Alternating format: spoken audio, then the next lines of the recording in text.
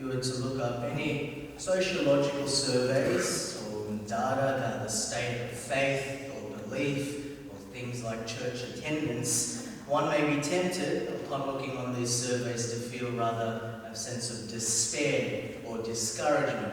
One will notice that supposedly only about 10% of Catholics in Australia attend Mass regularly, and that in some places that is quite a generous figure.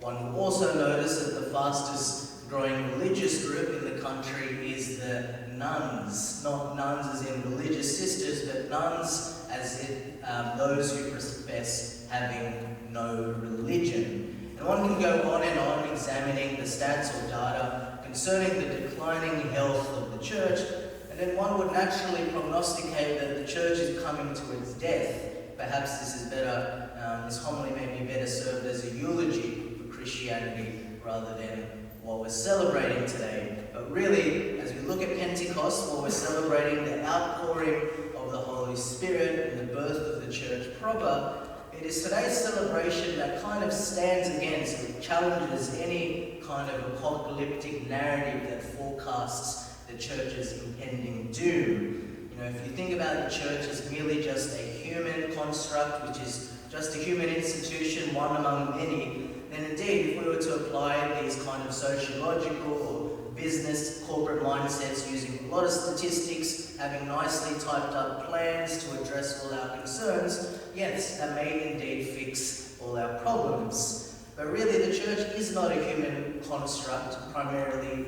where you can apply the same principles and expect the same kind of results. The church is the church, as we hear today, precisely because of the outpouring of the Holy Spirit. For it is the Spirit who makes Christ present in her believers and animates her entire work and activity in the life of the church.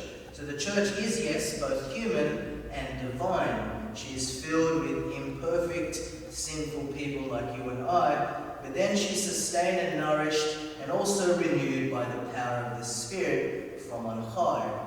Now, to be clear, using social surveys and getting things like qualitative and quantitative data is useful and very much essential in helping us understand where we're at. But at the same time, these types of analyses will ultimately fall embarrassingly short because no human analysis can accurately predict the work of the Holy Spirit. It can't take into account the role of faith, the role of miracles, and the supernatural. It can't measure things like holiness and grace. As it says in the Gospel of John, the Spirit moves where it wills, it blows where it wills. If you have any doubts about that kind of logic of how the Spirit works, then perhaps you're also doubting the entire history of the Catholic Church. I've spoken in homilies in the past that throughout every age of the Church's life, one can really just trace a pattern of growth and then decline, where the Holy Spirit will inspire in each age an incredible activity of life and growth, and then over time the Church experiences a period of decline or decay, leading towards the trajectory of perhaps leading towards its destruction.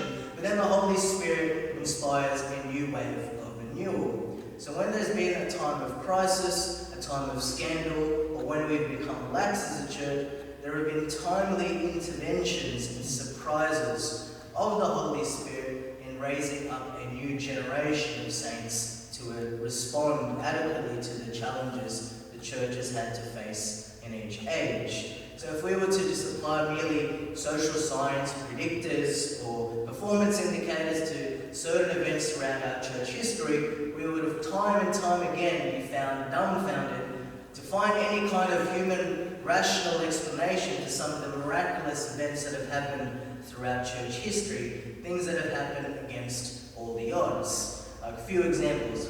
First example is, of course, Pentecost itself. Who could have predicted that a group of 12 apostles, a ragtag group of fishermen, tax collectors, and ordinary folks, would then bring about the conversion of the most dominant and sophisticated ancient civilization at the time, Greece and Rome, from 12 apostles to 3,000 in Pentecost, and reportedly to over 33 million by the 4th century, constituting around about 60% of the population of the Roman Empire by that time.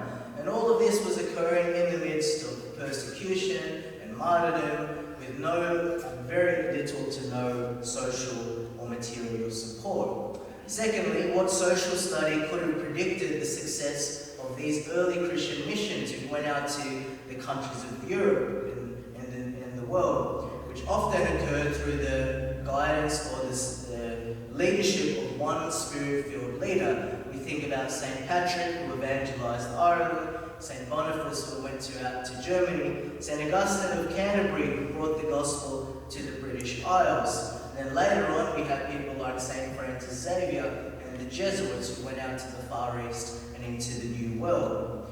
Thirdly, who could have predicted the largest mass conversion in history with the appearance of Our Lady of Guadalupe in Mexico City in 1531, where 10 million indigenous converted to the Catholic faith in just a few short years. Now, I could go on and on listing examples of miraculous activity, but just one more example, and this is more recently with the French Revolution.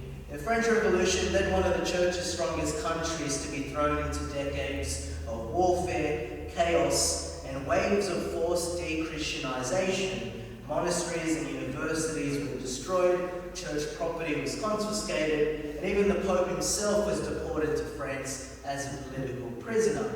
If you were a sympathetic observer at the time of around the year 1815, you would have predicted that this was the beginning of the end. All signs were pointing to this was the destruction of the church.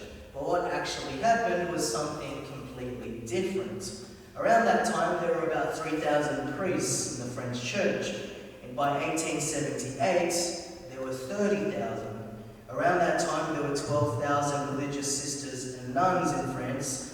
By 1878, there were 135,000. Instead of just being destroyed, it actually grew 10 times larger. So according to every logical social analysis and projection, none of this should have happened.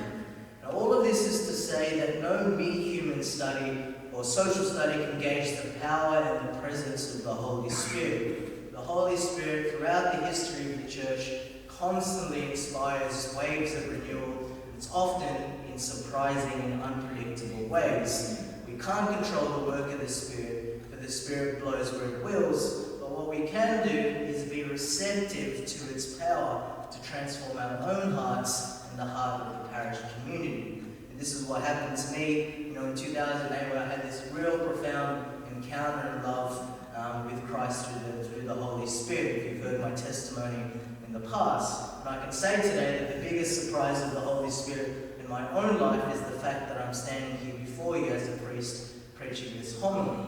But out of all odds, no one, especially myself, would have ever predicted or planned that. It was the greatest surprise of my life, and I wouldn't have it any other way.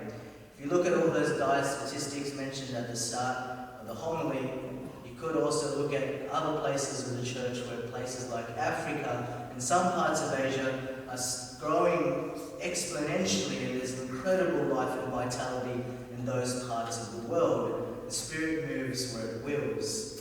So although Father Greg and I are very much encouraged by a lot of activity in the parish, a lot of growth in numbers, our primary performance indicator is not numbers as such, or more attendees on seats, but really our primary sense of concern is whether people are not just attending, but are really living out their faith as disciples, those who are fully alive with the Spirit in their lives, with the power of Christ, who is leading us by the power of the Holy Spirit, is leading us to become true disciples and witnesses in the world. So therefore, Pentecost is always a hope, a time of hope and excitement, because it reminds us today that what the Holy Spirit did for the apostles and throughout every age in church history to renew it and to bring us new life again, He can also do for each one of us. So let us each have that receptive attitude today and pray those words we heard in the Gospel acclamation. Come, Holy Spirit, fill the hearts of your faithful and kindle in them the fire of your love.